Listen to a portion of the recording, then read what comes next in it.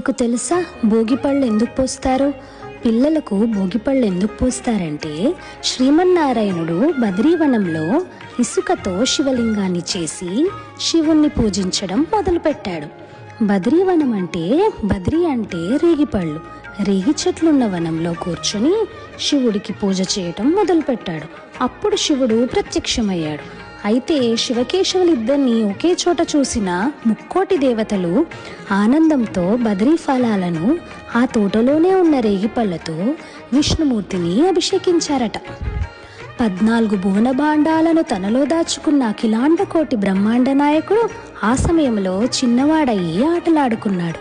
ఆ రోజు నుండి ఈ భోగినాడు పిల్లలందరికీ శ్రీమన్నారాయణుడుగా ఊహించుకుంటూ పిల్లలందరికీ కూడా భోగిపళ్ళు పోయటం ఆనవాయితీగా వచ్చింది. పిల్లలందరూ ఆయురారోగ్యాలతో ఉండాలని కోరుకుంటూ భోగిపళ్ళు పోస్తాం.